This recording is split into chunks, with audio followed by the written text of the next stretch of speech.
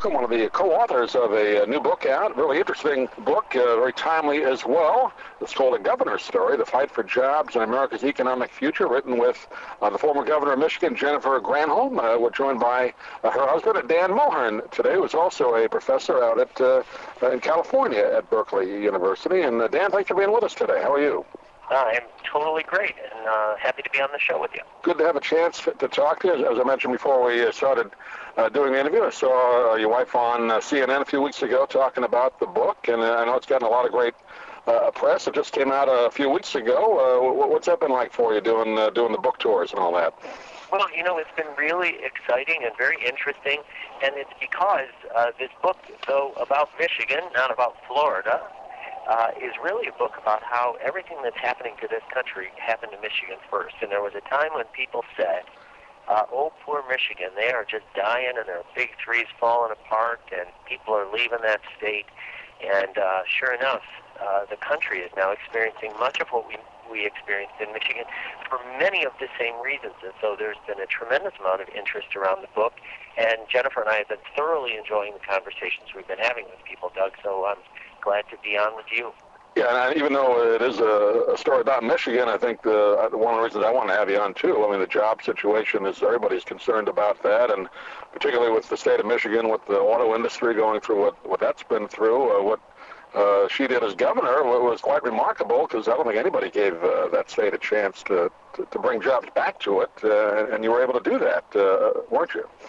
Well, yes and no. I mean, Jennifer did some amazing things as governor, and in the last couple of years, we've had about the fastest growth rate in the country, and adding more tech jobs than anyone else, building a green, clean tech industry, retraining people, lots of great things. So Michigan, as many Floridians would know, is still not out of the woods. Our unemployment rate is still, we're in the bottom 10 in terms of unemployment, and it's a long-term change from the kind of world that we were in, where you could have low skills and high wages. Those days are over, the days when unions could fight management thinking there's nobody else in the world.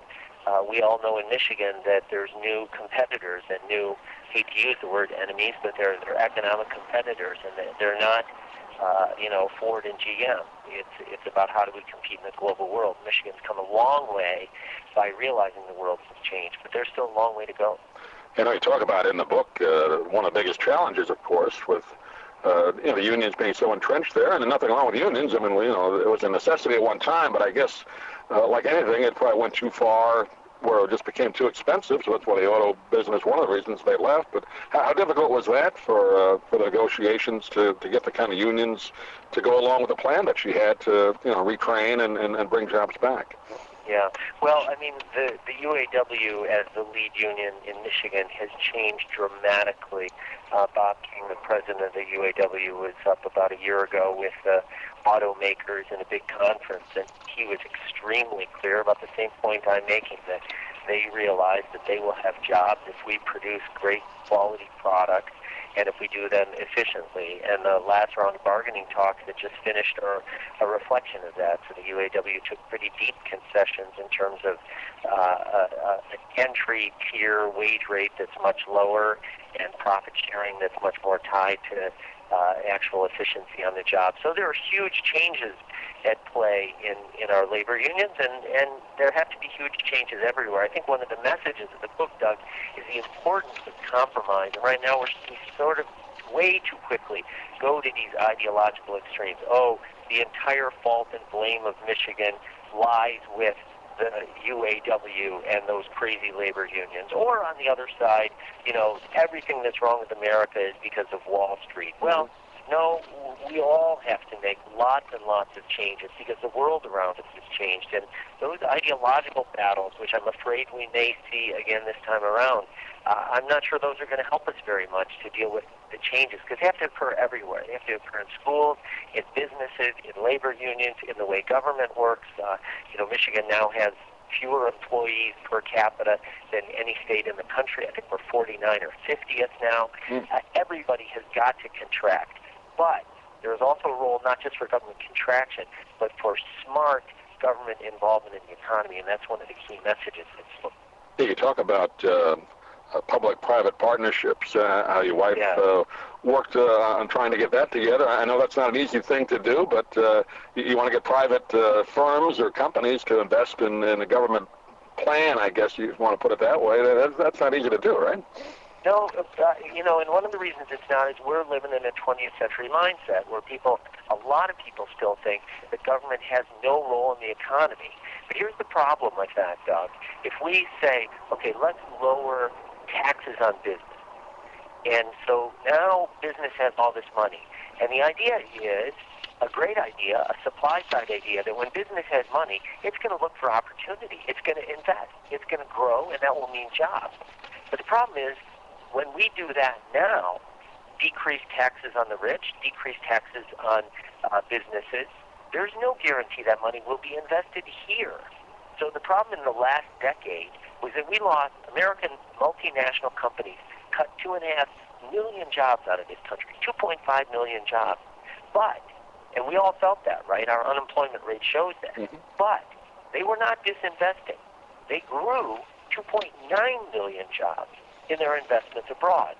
So a simple idea that we cut taxes on business or on rich people, it will create jobs here, is simply not the case. We've been cutting taxes on the rich. Now, on the other hand, it's also true that if you cut taxes for individuals and you put more money in our pocket, where are so many of us going and spending that money?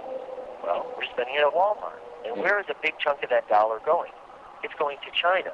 So the fact is we're not in a closed economy anymore. We're in a global economy. And here's the important point. Most of the world has responded to that. Sweden is very active, where the government works with its businesses to build an energy sector. The German government works with its businesses so that when there are downturns like we're experiencing now, they actually spread their unemployment benefits so that people continue to work at lower levels of hours, but they're not completely unemployed. China and Singapore and Korea, and I could go on and on, work with their businesses to attract investment. And what are we saying to ourselves? Let's handcuff the government, get them out of the business. So we're not calling for big government in this book. We're calling for smart government that says we need to play in this global economy. We need to make our trade laws fair.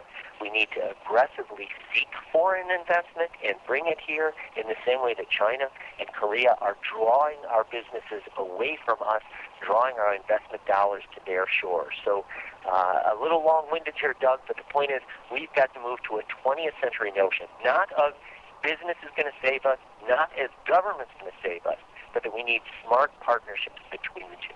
Yeah, I think you make a good point there. People disenchanted with government or disenchanted with business. The government, good leadership can come up with some good ideas, and your wife was one of those people to do that. And if it's a good idea, I think people are going to jump on board. I guess you just have to get over the fact a lot of people just don't have any trust for government now. That's the biggest hurdle to overcome. But if they see the program works, why not give it a shot? I know you talk about the Michigan's No Worker Left Behind program. I guess that's similar to what you just talked about, right?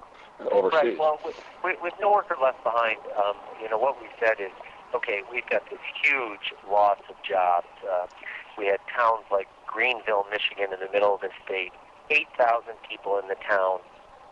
Electrolux, a company owned by a Swedish multinational, moved the entire factory to Juarez, Mexico. 2,700 jobs gone in one fell swoop in a town of 8,000 people. And where were those workers going to go? They're not going to go to an old-fashioned factory. Those things are closing left, right, and center. So what Jennifer said is we need to combine our job training with our private sector businesses and work toward where we know the demand is going to be. So she set up a program where people could actually use their unemployment money, use that money to go to community college, redeployed training money so that people could afford to go to community college, where they could get degrees in important things like energy efficiency, where they could become engineers to help homes and businesses to become more energy efficient, like jobs in healthcare where we know there's going to be growth. And so that was an extremely successful program. 150,000 people went through that No Worker Left Behind program, and 82% of the graduates were getting jobs in the field they were trained for. So we need smart government to help. We need to build our infrastructure. Most of all, we need to have great schools, which for the most part is still a government function.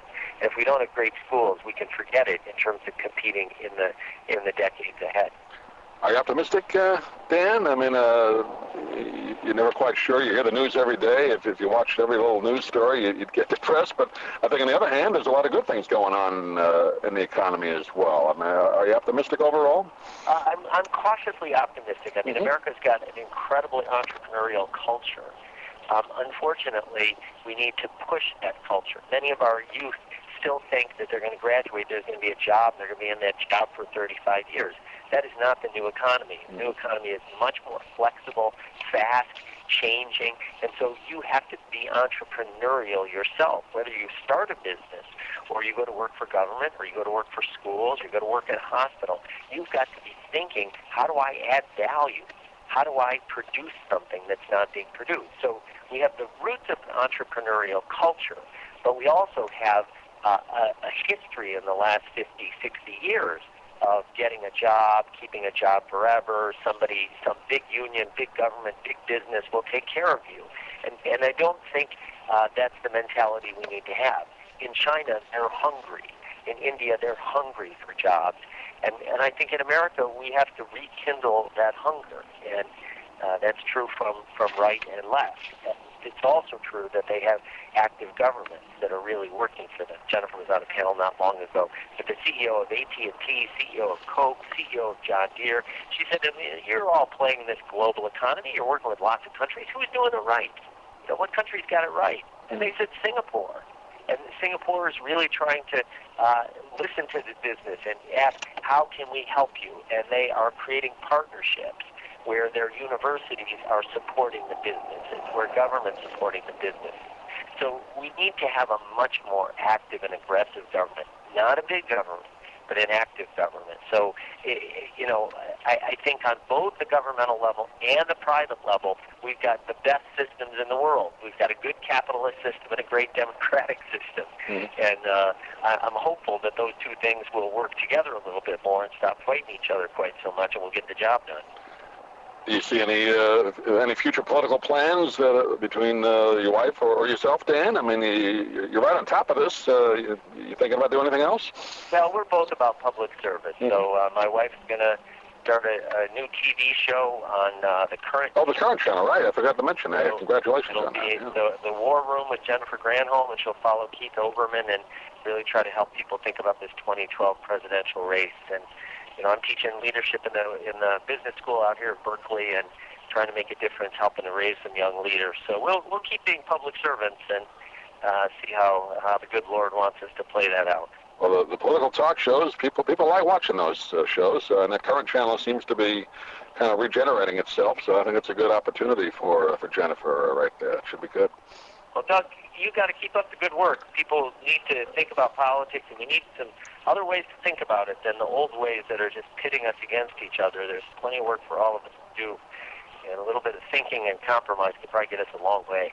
And part of the thing what we do here, we don't take sides either way, which I think sometimes you don't always get the proper side. So we want to bring you on and let people decide. But I think what you talk about today, and if they read the book, they're going to get a fair assessment of a plan that has worked in Michigan, may work nationwide. It's called A Governor's Story: The Fight for Jobs and America's Economic Future. And Dan, you want to give out a website people can get a hold of you or your wife or the book? Sure, they can go to governorstory.com. And, of course, everything's so searchable these days that if you search on A Governor's Story or Jennifer Granholm, you can find either of us. Great. Dan, appreciate you taking a few minutes today. We'll definitely have you on again down the road. And the next year is going to be a busy year, so we'll have you on, talk a little presidential politics, if that's all right. Yeah, that would be great. My pleasure. You stay in touch, Doug.